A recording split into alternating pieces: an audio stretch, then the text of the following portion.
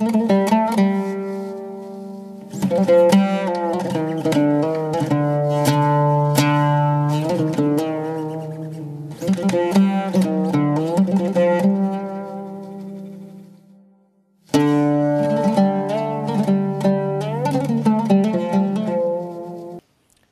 لله رب العالمين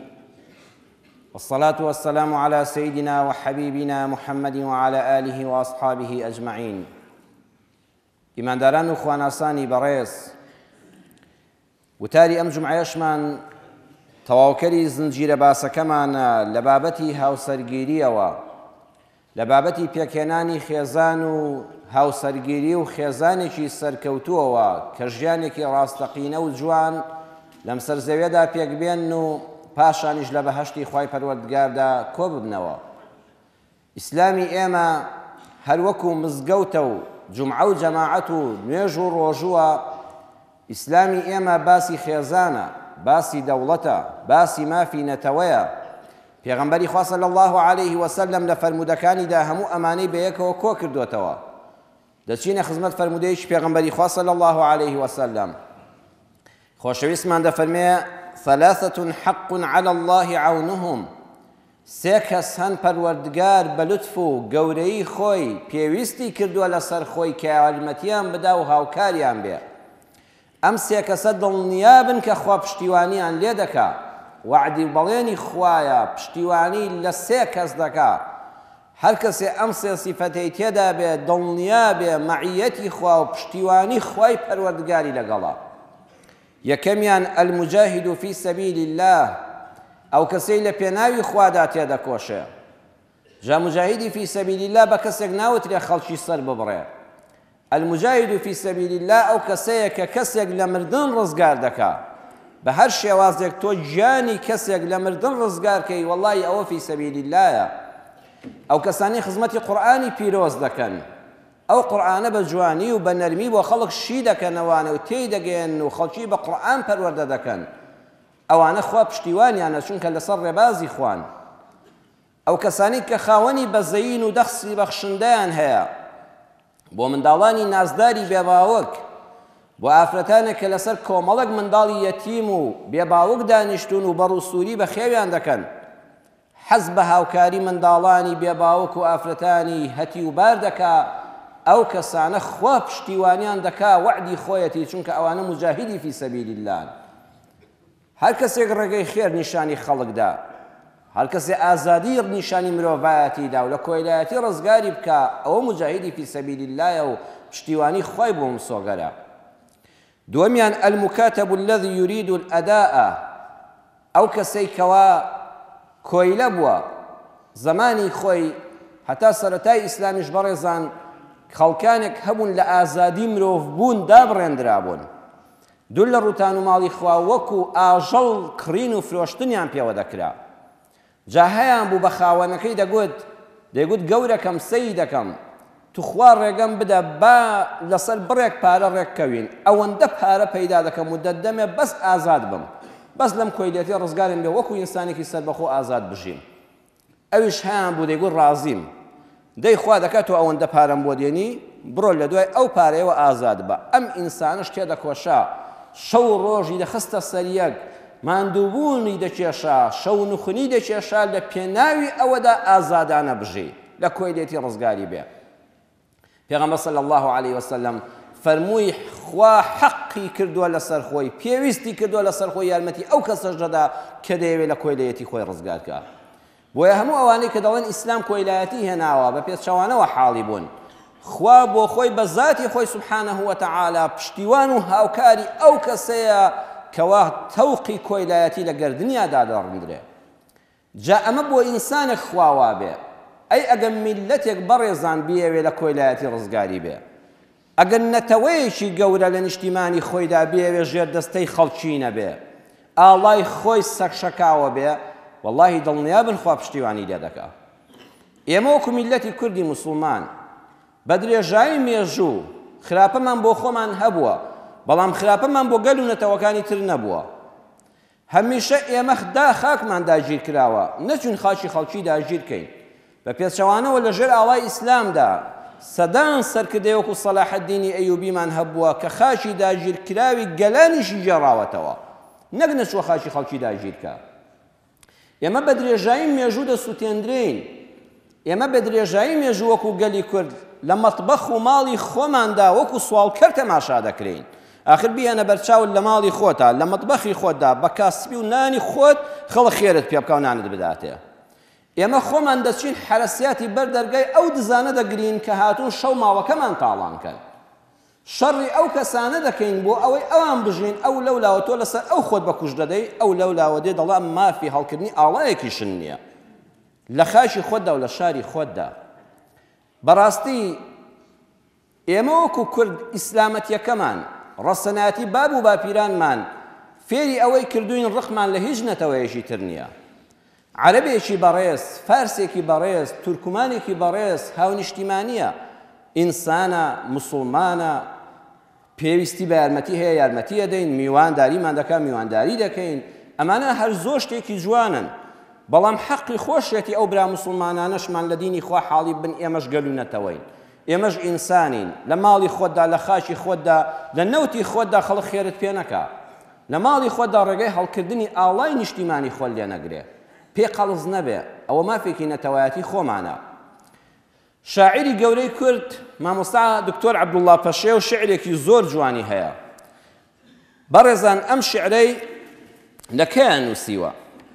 لە 2 نۆی 1970 لە بەرلینی ئەڵمانیا ئەم شعرەی نووسیوە، دەڵێ بۆ ئێستای نووسیوە.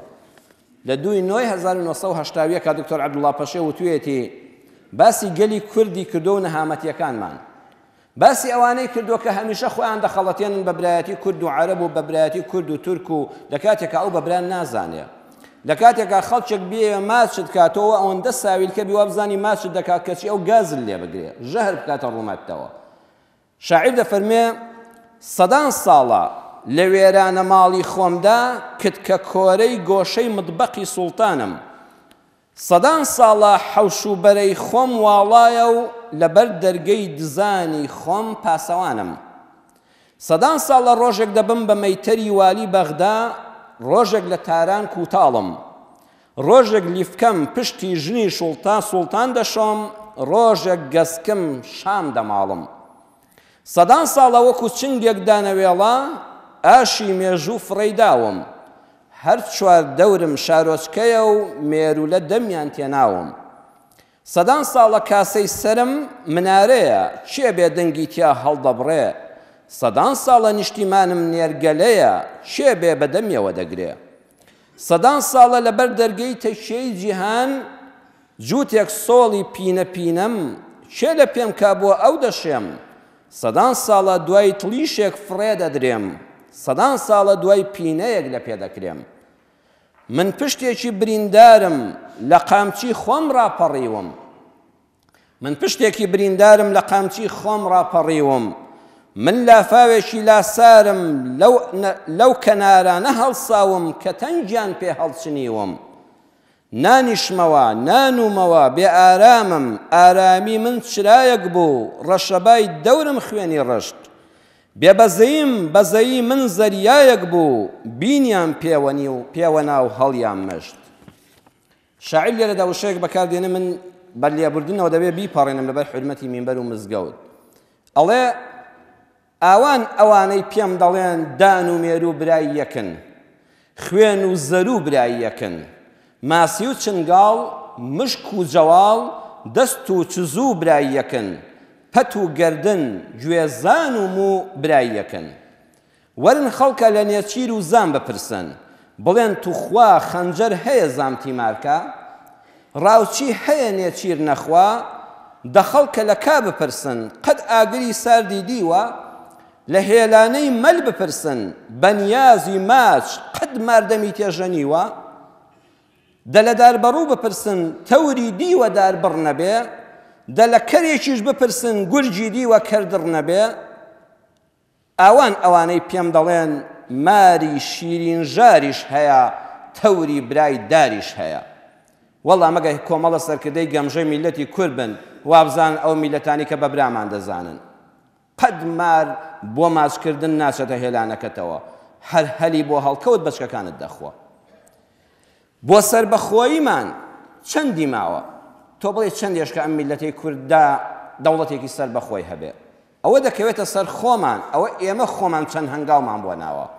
ئەوە ئێمە چۆن بەرەو ڕووی دەڕۆین بەساتێکی شیرین هەیە خۆشەویستانم ئەڵەن لوقمانی حەکیم ئەو زانا و دانایە کابرایەک غەریبەیەک تووشی بوو وتی کاکە من دەمەوێت بۆ فڵان گوند و دێ بڕۆم ئەمەوێ بڕۆم و پێم بڵێت چەندی ترم پێدەچێ بای چەند نان و ئاوم پێبێت ماندووم چەندی تر تەحەمل دەکەم لێرەوە بۆ ئەم دێیە چارەگێک نیو سەعات سەعاتە ڕێیەک چەندە ئەڵێ لوقمان وتی کاکە بڕۆ وتی وا خەریکم دەڕۆم دیسان لێی پرسیەوە تخوا بە پێم بڵێت چەندە تۆ شارەزای و خەڵکی ئەم منتیقەی وتی کوڕە کاکە دە تۆ بڕۆ وتی کاکە وا دەڕۆم جاری سێم لێی پرسیەوە وتی کاکە من پێ دڵم بڕۆ وتی دەی بابە دەڕۆم پێ نەوتم بە تووڕێی و عاجزیەوە کابرا ڕۆی تەقریبەن 20 مەترێک 30 مەترێک دوور کەوتەوە لوقمان بانگی کرد وتی کاکە وەرە بە ئەوەندەی تر دەگەیتە ئەو دێیە وتی باشە بۆ یەکەم جار پێ نەوتم من سێ جارە و پرسیارم لێ کردی تۆ هەروتت بڕۆ عاجزت کرد و دڵت ئێشاندە من غەریبە بووم پێ نەوتم بە چەندە ڕۆی بۆ ئێستا دوور کەوتمەوە بانگم دەکەی دەڵی بە ئەوەندە دەگەی وتی کاکە من تا شێوەی ڕۆیشتنەکەت و خێرایی ڕۆیشتنەکەت و جۆری ڕۆیشتنەکەت نەبینم نازانم بە چەند دەگەی ئێستا کە لێم دوور کەوتیەوە دەزانم هەنگاوت چەندە و خێراییت چەندە و سورعەتت چەندە بە ئەوەندەی تر پێ دەڵێم دەگەی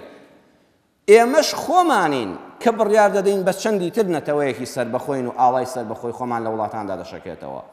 ئەوە خۆمانین دەبێ یەکەم بە تەبایی ناو خۆمان بەم حاڵەی ئێستامانەوە هەر کەسێک ئاوی حیات بدا بەو میلەتە حیزبەکەی تر نایەوێت دەڵێ مادام فڵان کەس داوێتێت پێم خۆشە زەهری بدەمێ بەڵام فڵان کەس نەیداتێ جاوا هەر حیزبێک وانە بڕواتان بێ هەموو ئەو سەرانەی کورد کە بە یەکەوە دادەنیشن و پێدەکەنن یان بە عەقڵی یەکتر پێدەکەنن یان بە عەقڵی ئەو میلەتە پێدەکەنن باوەڕ ناکەم بۆ خۆشی دڵسافی بە یەکەوە پێ بکەنن دەبێت خاڵی یەکەم پاکردنەوەی دڵەکان بێت لەو غەرەز و بوغزەی کە بەرامبەر یەکتری هەمانە دەستێکی تەبا حکومەتێکی تەبا پەرلەمانێکی تەبا هێزێکی تەبا دەستەی ڕاوێژکاران لە پیاو ماقوڵان لە مامۆستایانی زانکۆ لە ڕیشسپی و عەشایر لە مامۆستایانی ئاینی لە گەنجی خوێنگەرم و خاوەن شەهادا شورایەک پێک بێ پرسوڕاوێش هەبێ بۆ مەسەلە نەتەوایەتیەکان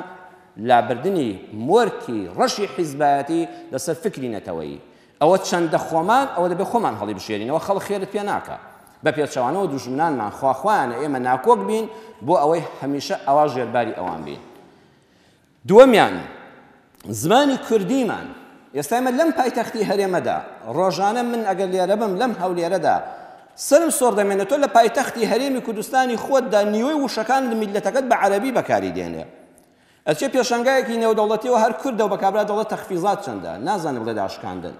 هەر مەکتەبی نووسینگەی زەیوزار دەبینی لەسەر نووسینەوە عەقارات بە زمانی عەرەبی هەر چێشخانەکانتان بخوێننەوە هێشتا منداڵەکانی ئەم خەڵکەی خۆمان نیوەی وشەکانی عەرەبیە کەواتە هێشتا چۆن نەتەوەیەکی منداڵەکان زمانیان پاک نەبووەتەوە بەوە شەڕەستانە کوردیەکان مەلای مزگەوت وتار دەخوێنێتەوە نیوەی خوتبەکەی نیوەی وتارەکەی هەمووی وشەی عەرەبیە ئەبێ بۆی تەفسیرکەیەوە بەجارێکیکە نەتەوەیەک ئەز مەرجی ئەساسی سەربەخۆی کە خوا ڕەحمی پێ دەکا ئەو زمانەی خوا بە خەڵات پێی بەخشیوی لە وشەی بێگانە پاکی کەیتەوە زمانێکی صاف و پخت ئێستا لە مەکتەبە دەرسی کوردی بە ڕێزان خەریکە لا دەبرێ دەرسی نەتەوەی خۆت بە لاوەکی سیر دەکرێ هەرچەند زمانی بێگانە زۆر پێویستە بەڵام دەرسی نەتەوایەتی کوردی خۆت ئەبێت دەرەجەی یەکەم احتیمامی پێ بدرێ سێمیان سەرکردەی دڵسۆز ئەمە بۆ هەموو کەسەکان میلەت کاتێ حەزی بە سەربەخۆییە کە ببینێ ئەو کەسەی دەبێتە سەرۆکی دڵسۆزیەتی ببینێ ئەو کەسەی کەوا دەنگی پێدەدا پەرۆشێتی ئێمە بە درێژایی مێژوو خەڵکی باشمان هەبووە بەڵام زۆر جار میلەت ڕۆژبینە بەرامبەر بە سەرکردەکانی ئەڵێ من هەر خۆی بە کوژ دەدەم و ئەو هەر دەخوا من فەوتاوم من ماڵوێران و ئەو کۆشک و تەلار دەکا بۆیە خاڵی سێیەم ئەگە بمانەوێت نەتەوەیەکی سەربەخۆبی و ئازاد بین دوژمنان پێمان خۆش نەبن و ئاڵامان دانەگرن ئەبێ سەرکردە و میلەت لە یەک سنگەرا بن نابێت لە دوو شوێنی جیاوازا بن ئەبێت لەسەر یەک شەقام بن نابێت یەکێک جامی ڕۆژ بێ یەکێک جامی سپی بێ یەکێک لە بورجا بێ یەکێک لە ژێر خاکا بێ یەکێک لە قسوورا بێ یەکێک لە قوبورا بێ یەکێک لە قەسرا بێ یەکێک لەسەر قەبرانیش جێی دەست نەکەوێ من کاتێ نەتەوەکەی خۆم زۆر خۆش دەوێ دڵت پێی خۆش دەبێ منداڵەکە دڵی پێی خۆش دەبێت کە هەستکا لە وڵاتەدا بوونی هەیە شاعیری گەورەی کورد مفتی پێنجوونی کە لە 1952 دا لە سلێمانی وەفاتی کردووە لە 52 دا یعنی ئەم شعرەی لە چلەکان ئاوتووە چەند شعرێکی جوانە لە کۆپلەیەکیا دەڵێ گەورەیەک چاوی لە فەقیر نەبێ دەربەست ژیانی جوان و پیر نەبێ کەس لە پولێکی دەستی گیر نەبێ جەرگی بۆ میلەت وێنەی قیر نەبێ مێمەڵ بە ماڵ و دوژمن بەجان بێ یاخوا ئەو گەورە بەشی نەمان بێ گەورەیەک لە لەی منداڵەکەی بم خۆڵڕێژی حەوش و ناوماڵەکەی بم پێشمەرگەی خۆی و هی خاڵەکەی بم بێبەش لە نان و چاتاڵەکەی بم ئەگەر ڕۆستەمی مازەندەران بێ یاخوا ئەو گەورە بەشی نەمان بێ کاکە میلەت ئەوات پێ دەڵێ من هیچم بەر نەکەی و هەر خزمەتکاری و هەر پێشمەرگایەتی و هەر خۆ بە کوژدان ئەوە ئاڵێنێتەوەی بەرز نابێتەوە لەبەرەوە پێشەوەی گلەی لە خەڵکی بکەین ئەوانە دەمێکە سەلماندویانە هیچ کات دەست و چوز و تۆقەی لەگەڵەکەی ئیلا پێتەوە ئەدا دڵنیا بن لە تەوقەکردنە ئەو نەتەوانی بە دەوری کوردستانەوە پێتەوە ئەدەن ئێمە ناڵین خەڵکمان ڕق لێ بێ ئەوانە کۆمەڵێک دەستن بەکار دەهێنرێن ئەوەتان لە شارێکی وەکو کەرکووکدا لەسەر بچووکترین مافی نەتەوەی ئاڵایەکی خۆت هەڵ بکرێ کە ئەوە زوعفی نەتەوەی خۆمانە هەتا ئێستا دوو ئاسایش لە کەرکووکا هەیە هەتا ئێستا دوو ئیدارەی کوردی لە کەرکووکا هەیە هەتا ئێستا دوو بنکەی پۆلیسی حیزبی لە کەرکووکا هەیە نانتوانیوە خۆیان ڕێککەون پێشەوەی گلەی لە خەڵک بکەی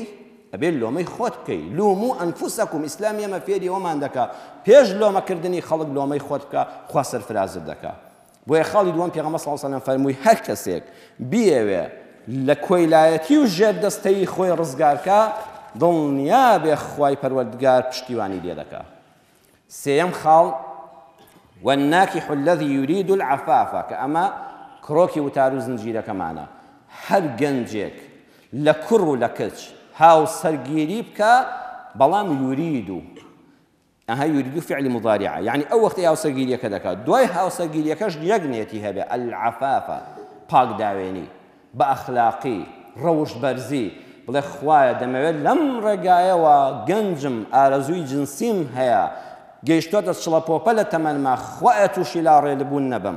تووشی شکاندنی شەرەفی خەڵک نەبم تووشی ڕسوابوونی خۆم و بنەماڵەکەم نەبم خوایە لەم ڕێگا حەڵاڵەوە دەمەوێت پارێزراو بم هەر کوڕ و کچێک بەم نێتەوە زەواج بکە وەڵڵی خوا پشتیوانی لێ دەکا خوا کار ئاسانی بۆ دەکا هەر کەسیش کار ئاسانی بۆ بکە خوا پشتیوانی لەویش دەکا بەڵام یورید العفافە نەک بۆ ئارەزوو تێرکردن بێ نەک کوڕە کچێکی بوێ هەتا ئارەزۆکانی خاڵی دەکاتەوە و لە دوایدا بەسەر ماڵی باوشی داداتەوە نەک کچێک هەتا ئارەزۆکانی خاڵی دەبنەوە شوو بکە دوای کە تێر بوو بڵێ نامەوێ نەخێر دەمەوێت هەمیشەدایان پاک بم بە هاوسەرگیری سەرکەوتوو کەسێکە کە بە شوێن دایان پاکیدا دەگەڕێ کە دوو مەرجی هەیە یەکەمیان پیاوەکە چاوی لە ژنەکەی خۆی لانادا هەر وەختێ چاوی بە ئافرەتێک کەوت و سەرنجی ڕاکێشە دەگەڕێتەوە بۆ لای خێزانەکەی خۆی ڕەنبە سروشتی ئینسان وابێ کەسێکی بەلاوە جوان بێ هاوسەرگیری سەرکەوتوو ئەوەیە ئافرەتەکەی تر بە لاڕێیدا نابە بە پێچانەوە ئەستەغفیرڵڵاه لە بینی خۆی خوا دەکات لەسەر ئەو نەزەری کردوویەتی دووەمیان دەگەڕێتەوە لای خێزانە حەڵاڵەکەی خۆی و ئارەزوەکەی خۆی بە حەڵاڵی تێردەکا و ئەوەی لە ناخیاتی هەڵی دەڕێژێ بۆ ئەوەی نەیکا بەژەهر بەسەر خەڵکە دووەم ئافرەتی سەرکەوتوو لە ژیاندا ئەوەیە کە جوابی مێردەکەی دەداتەوە کە لەگەڵ یادەخەوێ کە دەست بە ڕوویەوە نانێ کە ئەوەندە تێری دەکات لە ڕووی دەرونی و لە ڕووی جنسی و لە ڕووی مادیەوە کە پێویستی بەوە نەبێ سەرنجی ئافرەتانی تر بدا دەچینە خزمەت پێغەمبەری ئەکرەم صلی الله عليه وسلم ئەو پێغەمبەرەی لە فریشتە پاکتر بوو ڕەمزی پاکی بوو پێش هاوسەرگیریشی محەممەد صادقی ئەمین نازناوی بوو لە صحیحی مسلیمە بە ژمارە فەرمودەی 1403 ئەم حەدیسە صحیحە هاتووە هەموو شتێکی نیشان داین بۆ ئەوەی بە کردار نیشانی ئومەتەکەیدا پێش ئەوەی بە قسە پێمان بڵێ دەچینە خزمەت جابری کوڕی عەبدوڵڵاه سەحابە و هاوڵی بەڕێزی پێغەمبەری خوا صلی الله عليه وسلم دەفەرمێ پێغەمبەری خوا صلی الله عليه وسلم أن النبي رأى امرأة خۆشەویستی خوا دەگەڕایەوە بەرەو ماڵ بەرەو شوێنێک دەڕۆی چای بە ئافرەتێک کەوت حەدیسەکە وەک خۆی دەخوێنینەوە چای بە ئافرەتێک کەوت دیارە ئافرەتەکە زۆر جوان و سیما جوان بووە فأتى امرأته زينب پیامبر صلی الله علیه و سلم یەکسەر ڕاڕەوی سەفەرەکە و شوێنەکەی گۆڕی و گەڕایەوە بۆ لای ئەو خێزانی کە ئەو ڕۆژە سەری ماڵی ئەوان بوو کە زەینەب بوو زەینەبی خێزانی بوو وهي تمعس منيئة لها لەو کاتەدا زەینەبەی خێزانی پێغەمبەر صلی الله علیه و سلم دایکی ئیمانداران دەستی لەناو پێستەیەکدا بوو ئەو کاتە کە حیوانیان سەر دەبڕی بە تایبەتی بەران و ئەوانە دەیانگو با پێستەکەی خەسار نەبێ وەکو ئێستا فەرش و ڕایەق زۆر نەبوو لەو پێستە سوودی زۆریان وەردەگرت و دەیان کرد بە شوێنی دانیشتن وەکو فەرشێک و قەنەفەیەک وا بووە زەینەبە بە توێکڵی هەنار و بە توێکڵی مازوو ئەو مادانی کە بەکاردەهێنران دەهات ئەم پێستەیە خۆشەکە گۆشتم زیادەکەی لێ کاتەوە بۆی بۆگەن نەبێ پێوان دەباغکردن لەوانی ژەناوتان دەباغکردنتان بیست بێ پیشەیەکی ناڕەحەت پیشەیەکی پۆخەڵ لەو کاتەدا ئینسان خواخواتی کەس مەرحەبایی نەکە لەو کاتەدا خاتو زەینەب بە قەدەری خوا خەریکی خۆش پێستە خۆشکردن بوو دەباغکردن بوو پێغەمبەر صلی الله علیه و سلم فەرمووی وەرە ژوورەوە ئەم ئافرەتە گوێڕایاڵە ئەم خێزانە سەرکەوتووە نەیوت ئەی پێغەمبەری خوا ئەی هاوسەری ژیانم ئێستا کەی وەختی ئەوەیە من دەست نزانی لە چدایە خێرا ڕای کرد دەست و پلی جوان شت و ئەو مەکسێژ عەبایی لەبەری دا بۆ خێرا داینا دانێکی خاوێنی لەگەڵ کرد و چۆژووری نووسنی پێغەمبەری خوا صلی الله علیه و سلم فقضى حاجته پێغەمبەری خوا لەگەڵ یا دروست بوو پێویستەکەی خۆی لەسەر جێگایی جێبەجێ کرد ثم خرج إلى أصحابه صلى الله عليه وسلم خويشتو هات ناو خلقكوا وناو هاولاني فقال فرموي أي خلقنا إن المرأة تقبل في صورة شيطان وتدبر في صورة شيطان خلقنا بيوك أفرد دبينه سلوشتي وايا يكسر جاز سيدي كان حديثك بهالله تفسير نكريه بيغمبر نيفرمو المرأة كالشيطان جنوك الشيطان وايا نحاشا وكلا پیان سلام فرمووی ئافرەتان پاک و جوانن خوا شتێکی وای پێبەخشیوین کە سەرنجی پیا و ڕادەکێشن فەرمووی هەر وەختێ پیاوێک چاوی بە ژنێک کەوت کە بەرەو ڕووی دێ لەسەر شێوەی شەیطان جا شەیطان سیفەتی چییە ئەگەر ناشرینیش بێ بۆت دەڕازێنێتەوە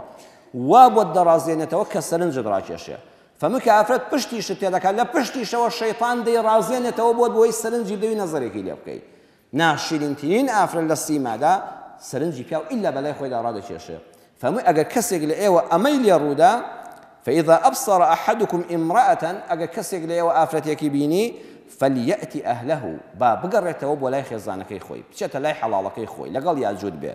فإن ذلك يرد ما في نفسه أو داد مركينة وكل السينة ولا دروني داهيا كالجود بو آرز وكان إشكا أو إلا السينة داتي داد مركيته للرواية فرمي فإنه معها مثل الذي معها ئەوەی تۆ بە ئاواتە خوازی لەو ئافرەتەدا کە سەرنجی ڕاکێشاوی لە ژنەکەی خۆشتدا هەمان شت هەیە بەخوا هەمووی هەر وەکو یەکە ئارەزوەکەی خۆت بە حەڵاڵی جێبەجێکە خێزانەکەت مەدۆڕێنە و سەر لێ شێوە مەبە بۆیە هاوسەرگیری سەرکەوتوو کە خوا پشتیوانی لێ دەکە ئەوەیە پیا و چاوی ئەگەر نەزەرێکی کرد لە بینی خۆی خوا ئەستەغفیرڵڵاه بکە و داوای لێ خۆشبوون کە لەوەی کە سەیری خوشکێکی ئیمانداری کردو بە چاوی نەزەر دومیشیان بچێتەوە لای خێزانی و نەشی گەڕێتەوە بڵێ نەزەرێکم کردو و فیتنەیەک دروست بێ بە پێچەوانەوە ئارەزەکەی خۆی بە حەڵاڵی جێبەجێکە ئەوەی ئەو بەدوویدا عەوداڵە لای خێزانەکەی خۆشی خۆی گەورە بە حەڵاڵی پێبەخشیوە و ژنیش وەکو خاتو زەینەب بێ چەندین پیاو هەیە کە تووشی هەڵە دەبێت بەشێک لە خەتاکە خەتای ژنەکەیە لەگەڵ یان ناخەوێ جوابی ناداتەوە بەرەو ڕووی ناچێ خۆی بۆ ناڕازێنێتەوە ئامەش بەشێکە لە خەتاکان بۆیە دەبێت هاوسەرگیری سەرکەوتوو بە نێتی داوێن پاکی بێ و هەموو هۆکارەکانی ئەو ڕێگایە بگیرێتە بەر ئەو هاوکە سەرگیریەی سەرکەوتوو خوا فەرمووی من پشتیوانم ئەوەیە ژنومێر منەت بە سەریەکانەکەن ئێستا ژنی وهەیە موچەخۆرە ژنی وایە ماڵی باوکی دەوڵەمەندە و پارەیەکیان داوەتێ بە شەمیلاتێکی بەرکەوتووە ئەگەر بێت و دینارێک سەرفکا بۆ ئەو ماڵە فەقیر ئەو مێردە سەرکۆنە دەبێت میوانیان هەبوو بەخوا جاری وا هەبوو کابرا میوانی هەبووە قەنەفەیەکی تازە لە ماڵەوە بووبێ توێتی وەڵا شتێکی جوانە ژنەکە یەک ساڵی داوەتێ وەڵاوە پارەی ماڵی باوکم بوو من پێم کڕی ئەو بە موچەی خۆم کڕیمە ئەم خێزانە باش نییە ئەمانە بەسەر مێردەکە تا خوشکی بەڕێزم منەت مەکە ئەگە خوای گەورە بە تۆی بەخشی مێردەکەت دەستکرد بوو دەی ماڵێک بۆ خۆشەویستی یەکتر و تەبایی ناو خێزان نەبێ بۆچی باشە ئێوە بڕیارتاندا و هاوژینی یەکتر بن بە یەکەوە بژین ماڵ زۆر بچووکترە لە هاوژین بوون هاوژین بوون دەبێت ماڵ بە قوربانی بکرێ دەچینە خزمەت ڕابەرمان دیسان پێغەمبەری خوا صلی الله عليه وسلم کە لە مسندی کە لە بوخاری و مسلمە و لە مسندی ئیمام ئەحمەدا هاتووە دەفەرمێ کە لە شاخی حەڕا لە ئاشکەوتی حەڕا گەڕایەوە و یەکەم جار جوبریلی بینی وەحی خوای بۆ هاتەوە ماڵەوە لەرز دایگرت بوو فەرمووی لەقەد خەشیت على نفسی ئەی خات و خەدیجەی هاوسەرم وەڵڵاهی لەرزم لێ هاتەوە دەترسم تووشی موسیبەتێک بم شتێکی زۆر سام ناکەم بینیوە شتێکم بینی پێوتم بخوێنە و باوەشی پێدا کردم و سێجا بەریدامەوە هەموو لەشی پێغەمبەری خوا دەلەرزی لەو وەختەیە لە قورسی ئەو وەحیە و بینینی جوبرائیل لەسەر شێوەی خۆی بۆ یەکەم جار دەفەرمێوتی لەقەد خەشیت على نفسی خات و خەدیجەی هاوسەرم دەترسم تووشی شتێک بم ئەترسم تووشی بەڵایەک بم خات و خەدیجە نەچوو سەر کۆنەیکە بڵێ چەندم پێوەتی ڕوو لەوەش کەوتە چۆڵە مەکە زیاد لەو هەموو خەڵکی مەکە ئەمە تۆ بیر لە چی دەکەیتەوە لەوێدا نەخێر ئافرەتی ژیر هاوسەرگیری سەرکەوتوو ئاوایە فەرمووی ئەی محەممەدی خۆشەویستم كلا والله ما يخزيك الله أبدا سوێن بە الله هەرگیز خوا تۆ تووشی وەڵا و مصیبەت ناکە بۆ إنك لتصل الرحم توصلي رحم بەرامبەر خزمەکانت جێبەجێ دەکەی وتحمل الكلا دەستی ئینسانی بێت شارە دەگری وتكسب المعدومة هەر هەژارێک ڕوو لە دەرگات کە ناومێدی ناکەی و دەست نانی بەڕوویەوە وتقري الضيف رێزی میوان دەگری وتعين على نوائب الحق لهر شوێنێک لێ قۆماوێک هەبێ و کۆمەشی بۆ بکرێ تۆ بەشی خۆت دەخەیتە ڕزگارکردنی ئەو داماوەوە بەشداری هەموو خێرێکی لە ناو کۆمەڵگادا لەبەرەوە قەت خوا پیاوی وەک تۆ ئەمانە مانعی شکستن هەر کەسێ وەک تۆ ئەمەی تێدا بێ خوا شکستی بەسەر نایانێ قەت تۆ تووشی بەڵان ناکە جا بەڕێزان ئێستا ئێوە دیقەت بدەن هەمومان مێژووی پێغەمبەر صلی الله علیه و سلم سیرەمان خوێندوێتەوە پێغەمبەری خوا زۆر هەژار بوو بێباوک و دایک گەنجێک بوو دەفەرمێ وەڵڵی لەو دەوروبەری مەککەدا لە هەمووی شوانیم کردووە لە پێناوی چەند پەنجایەکی کەمانانێک پێ بکڕم لە ماڵی مامەکەیدا بەخێو دەکرا ئەویش لەبەر خێزان زۆری ئەبوو تالیبیش دەستکرد بوو پێغەمبەر صلی الله علیه و سلم بەچی دەستی هەژاری دەگرت بەچی میوانداری دەکرد بەچی بەشداری هەموو کۆڕێکی پیاوان و مەجلیسی پیاو ماقوڵانی دەکرد بەچی دەستگیرۆیی بێچارانی دەکرد بەچی دەکرێ ئەمانە بەڕێزان بە جیفانی و شک ناکرێت بە پارە دەکرێت ئەم پارەی لەکوێ بوو ئەم پارە هەمووی خات و خەدیجەی خێزانی بوو هەموو خات و خەدیجە پێی بەخشی بوو بەڵام ناڵێ ئەوە من دامێ و تۆ وات کرد ئەی پێغەمبەری خوا تۆ ئەمانەت کردووە ئەی محەممەد ئەمە هەموو تۆ کردوتە ناڵێ بە ماوەکەی من تۆ ئەم چاکانت کردووە هەر باسی ناکە ها ئافرەتی سەرکەوتوو نابێ مێردەکەی بشکێنێتەوە حتا ئەمانە دوو بە دوو بوون ئەی ئەگەر لە بچاوی غەریبەیەک باسیکە ئەو هاوسەرگیریە شکست دێنێ بەڵێ پێغەمبەری خوا صلی الله علیه و سلم بۆ ئەویش ئاوا دڵساف و دڵسۆزی بوو ئەم چاکانەی هەموو لەبەر چاو بوو تا لە ژیاندا و قەت ژنی نەهێنا وەگەر وەحی خوا نەبووە دوای وفاتی خات و خەدیجەش بە حیاتی ژنی دەهێنایەوە و پێغەمبەری خوا صلی الله علیه و سلم کاتێک کە خات و عایشەی خێزانی ئەو ئافرەتە جوان و شۆخ و شەنگە کە بە کچی شووی پێکردەوە خات و خەدیجە پێشتر دوو شوشی کردبوو باسی دەکا و غیرەی ژنانە دەیگرێ ئەڵێ خوا لە جیاتی خات و خەدیجەیەک کە لە گۆڕا ئێستا ڕزیوە و دانی کەوتووە کە کاتی خۆ لەبەر پیری دانەکانی کەوتبوو خوا کچێکی جوانی پێبەخشیویەتەوە پێغەمبەری خوا صلی الله علیه و سلم نافەرمێ ڕاست دەکەی دەڵێن وەڵڵاهی وانییە وەڵڵی کەس لە خات و خەدیجە باشتر نابێ و خوا قەت لەو باشتری پێ نەبەخشیوم خەدیجە سەرداری هەموو ژنانە خۆشەویستی ناو خۆشەویستانە و قەت لەبەر چاوم لا ناچێ و قەت لە یاری ناکەم سەیری ئەو وەفاداریە پێغەمبەری خوا صلی الله علیه و سلم فەرمووی کاتێک خەڵک بە درۆیان دەزانیم خەدیجە یەکەم کەس بڕوای پێکردم کە من پێغەمبەری خوام مناقەشەی لەگەڵ نەکردم خەڵک دەفەرمێ وواسانی بمالها إذ حرمني الناس کە خەڵکی ئامادە نەبوون قەرزیشم بدەنێ ئەو هەموو ماوەکەی خۆی بە من بەخشی سەیری ئەم پیا وەفادارە نەیفەرموو تازە ئەوە ڕۆی ئەوە زەمانێک بوو دوای مردنیشی چەند ساڵ دوای ئەوە دەفەرمێ ماڵەکەی هەمووی بە قوربانی من کرد ئەبێ پیاویش ئەوە وەفادار بێ نەک ژن و مێرد منەت بەسەر یەکا بکەن یان ژیانی هاوسەریان لە پێناوی موچەیەک و معاشێک و چەند دینارەکە تێک بدەن ئەم بابەتەمان لێرەدا کۆتایی پێدێنین لە باسی هاوسەرگیریدا بەویستی خوای گەورە ئەگەر دەرفەت بوو لاڵقەکان و جومعەکانی داهاتوودا زیاتر قسەی لەسەر دەکەین داواکارم لە خوای پەروەردگار یا ڕەبی خوا لەو کەسانە بین کە پشتیوانی تۆمان بۆ پێویست دەبێ خوا بە گەورەی خۆت و بە ڕەحمەتی خۆت پشتیوانیمان لێ بکەیت لەو کەسانە بین کە مجاهیدی فی سەبیل اللهن و لە خێردان و پشتیوانی تۆیان بۆ مسۆگەرە خوا لەو کەسانە بین کە خێر نیشانی خەڵک دەدەن لەو کەسانە بین کە فیتنە دەکوژێنەوە و ئاوی خێر بەسەر شەڕا دەکەن و لە شەڕ بەدورن یا ڕەبی خوا لەو میلەتانە بین کە ئازادی بەدەستدێنن میلەتی کوردمان سەرفرازکەی ئاڵای کوردستانمان لە هەموو شوێنێکی ئەم کوردستانەدا شەکاوەکەی بەرپرسەکانمان بە ئاگابێ و بە ڕەحم و بەزەیی و دەستپاک و دڵپاک بوون بەرامبەر بە میلەت لە ناو خۆماندا تەبامانکەی لە شەڕی فیتنەچیان و شەڕی شەیاطینی ئینس و جین خوایە کوردی موسڵمان بەدوورکەی ڕۆڵەکانمان لە هەر شوێنەکەن ساغ و سەلامەتیان کەی یا ڕەبی خوا ئەو کەسانی نەخۆشن شیفایان بدەیت ئەو کەسانی منداڵیان نییە پێیان بەخشی منداڵەکانمان ساڵحکەی علم و حلمیان زیادکەی عاقبەتی هەموو لایەکمان بەخێر بژێڕی دڵخۆشی دنیا و قیامەتمان کەی ئەو کەسانی تووشی نەخۆشی دەرونی و نەفسی بوون یا شەف یا ئەڵڵا بە ڕەحمەتی خۆت دڵیان خۆشکەی و لەو بارەنا هەمووە لە ڕزگاریان کەی ڕەحم بە حاڵی هەموو لایەکمان بکەی آمین آمین والحمد لله رب العالمين